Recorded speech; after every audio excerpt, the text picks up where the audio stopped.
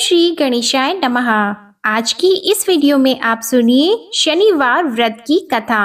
एक समय स्वर्ग लोक में सबसे बड़ा कौन, इस प्रश्न पर 9 ग्रहों में वाद विवाद हो गया। विवाद इतना बढ़ गया कि परस्पर भयंकर युद्ध की स्थिति बन गई। निर्णय के लिए सभी देवता देवराज इंद्र के पास पहुँचे और बोले, हे देवराज, आपको निर्णय करना होगा कि हम में से सबसे बड़ा कौन है।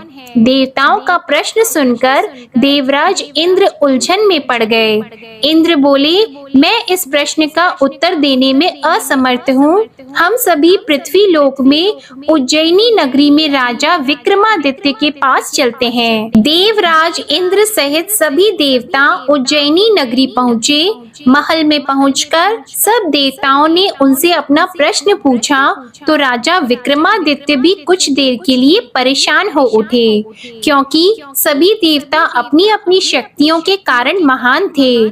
किसी को भी छोटा या बड़ा कह देने से उनके क्रोध के प्रकोप से भयंकर हानि पहुंच सकती थी। अचानक राजा विक्रमादित्य को एक उपाय सूझा और उन्होंने विभिन्न धातुओं स्वर्ण, रजत, चांदी, कांसा, तांबा, सीसा, रांगा, जस्ता, अभ्रक व लोहे के 9 आसन बनवाए। धातुओं के गुणों के अनुसार सभी आसनों को एक दूसरे के पीछे रखवाकर उन्होंने देवताओं को अपने अपने सिंहासन पर बैठने को कहा। देवताओं के बैठने के बाद राजा विक्रमादित्य ने कहा, आपका निर्णय तो स्वयं हो गया। जो सबसे पहले सिंहासन पर विराजमान है वही सबसे बड़ा है। राजा विक्रमादित्य के निर्णय को सुनकर शनि देवता ने सबसे पीछे आसन पर बैठने के कारण अपने को छोटा जानकर क्रोधित होकर कहा, राजा विक्रमादित्य, तुमने मुझे सबसे पीछे बैठाकर मेरा अपमान किया है। तुम मेरी शक्तियों से परिचित नहीं हो, मैं तुम्हारा सर्वनाश कर दूंगा। शनि ने कहा, सूर्य एक राशि पर 1 महीने, चंद्रमा 2.25 दिन, मंगल 1.5 महीने, बुध और शुक्र 1 महीने, बृहस्पति 13 महीने तक रहते हैं, लेकिन मैं किसी राशि पर 7.5 वर्ष 7.5 तक रहता हूँ। बड़े बड़े देवताओं को मैंने अपने प्रकोप से पीड़ित किया है। राम को 7.5 के कारण ही वन में जाकर रहना पड़ा और रावण को 7.5 के कारण ही युद्ध में मृत्यु का शिकार बनना पड़ा। राजा, अब तू भी मेरे प्रकोप से नहीं बच सकेगा। इसके बाद अन्य ग्रहों के देवता तो प्रसन्नता के साथ चले गए, परंतु शनि देव बड़े क्रोध के साथ वहां से विदा हुए। राजा विक्रमादित्य पहले की तरह ही न्याय करते रहे। उनके राज्य में सभी स्त्री पुरुष बहुत आनंद से जीवन यापन कर रहे थे। कुछ दिन ऐसे ही बीत गए। उधर शनि देवता अपने अपमान को भूले नहीं थे। विक्रमादित्य से बदला लेने के लिए एक दिन शनि देव ने घोड़े के व्यापारी का रूप धारण किया और बहुत से घोड़ों के साथ उज्जैनी नगरी पहुँचे। राजा विक्रमादित्य ने राज्य में किसी घोड़े के व्यापारी के आने का समाचार सुना तो अपने अश्वपाल को कुछ घोड़े खरीदने के लिए भेजा। घोड़े बहुत कीमती थे। अश्वपाल ने जब वापस लौटकर इस संबंध में बताया तो राजा विक्रमादित्य ने स्वयं आकर एक सुंदर व शक्तिशाली घोड़े को पसंद किया। घोड़े की चाल देखने के लिए राजा उस घोड़े पर सवार हुए तो वह घोड़ा बिजली की गति से दौड़ पड़ा। तेजी से दौड़ता हुआ घोड़ा राजा को दूर तक एक जंगल में ले गया और फिर राजा को वहां गिराकर जंगल में कहीं गायब हो गया। राजा अपने नगर को लौटने के लिए जंगल में भटकने लगा, लेकिन उन्हें लौटने का कोई रास्ता नहीं मिला। राजा को भूख प्यास लग आई। बहुत घूमने पर उसे एक चरवाहा मिला। राजा ने उससे पानी मांगा। पानी पीकर राजा ने उस चरवाहे को अपनी अंगूठी दे दी। फिर उससे रास्ता पूछकर वह जंगल से निकलकर पास के नगर में पहुंचा।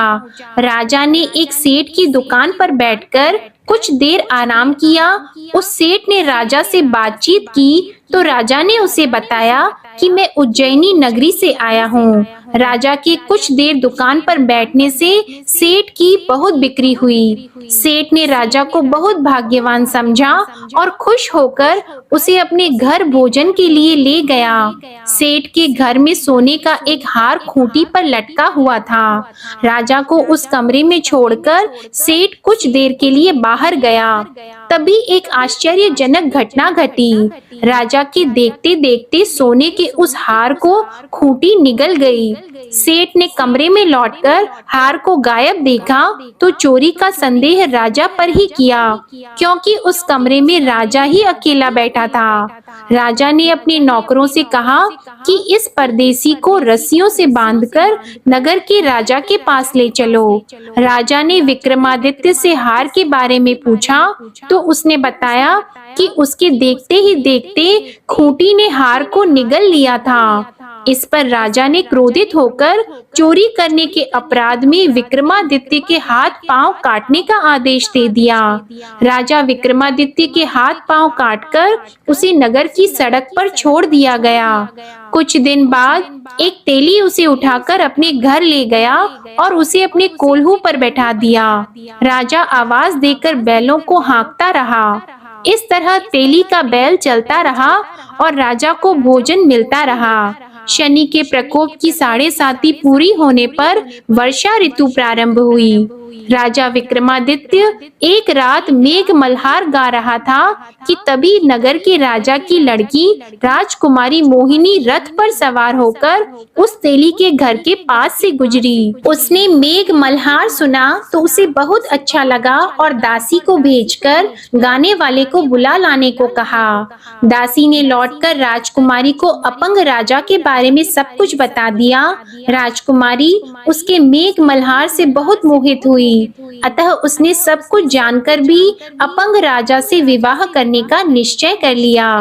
राजकुमारी ने अपने माता पिता से जब यह बात कही तो वे हैरान रह गए। रानी ने मोहिनी को समझाया, बेटी तेरे भाग्य में तो किसी राजा की रानी होना लिखा है, फिर तू उस अपंग से विवाह करके अपने पांव पर कुल्हाड़ी क्यों मार रही है। राजकुमारी ने अपनी जिद नहीं छोड़ी।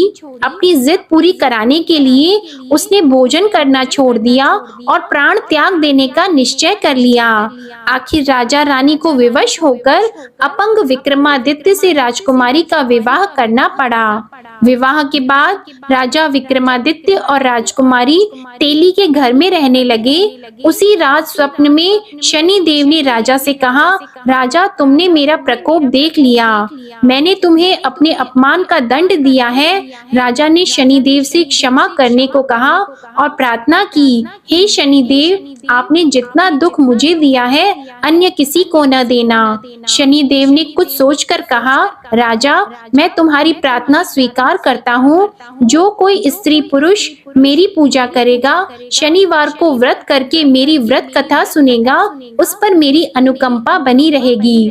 प्रातःकाल राजा विक्रमादित्य की नींद खुली तो अपने हाथ पांव देखकर राजा को बहुत खुशी हुई। उसने मन ही मन शनि देव को प्रणाम किया। राजकुमारी भी राजा के हाथ पांव सही सलामत देखकर आश्चर्य में डूब गई। तब राजा विक्रमादित्य ने अपना परिचय देते हुए शनि देव के प्रकोप की सारी कहानी सुनाई। सेठ को जब इस बात का पता चला तो दौड़ता हुआ तेली के घर पहुंचा और राजा के चरणों में गिरकर क्षमा मांगने लगा। राजा ने उसे क्षमा कर दिया, क्योंकि यह सब तो शनि देव के प्रकोप के कारण हुआ था। सेठ राजा को अपने घर ले गया और उसे भोजन कराया। भोजन करते समय वहाँ एक आश्चर्यजनक घटना घटी। सबके देखते देखते उस खूंटी ने हार उगल दिया।